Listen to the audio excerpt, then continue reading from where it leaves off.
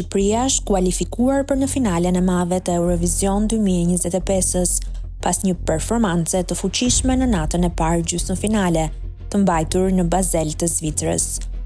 Kënga Zjerm nga grupi Shkodra Elektronike u rendit mes 10 shteteve fituese të mbrëmjes.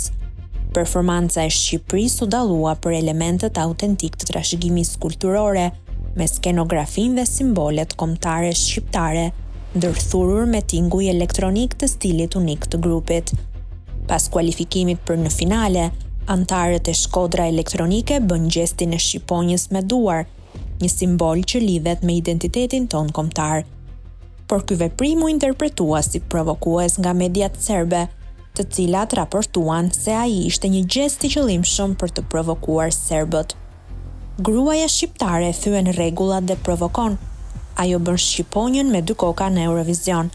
Përfaqësuesja shqiptare bëri një veprim të turpshëm në prepasken, pasi u njoftua se kishte kaluar në finale. Megjithatë, pavarësisht kritikave, grupi ka fituar një bazë të gjerë fansash dhe në Serbi edhe në rajon, fal muzikës së tyre të veçantë dhe mesazheve unifikuese përmes artit. Kualifikimi në finale është një tjetër hap i rëndësishëm për Shqipërinë në Eurovision, ndërsa rikujtojmë se finalja e Eurovision 2025 do të mbahet më 17 maj dhe Shqipëria do të garojë mes 26 vendeve për trofeun evropian.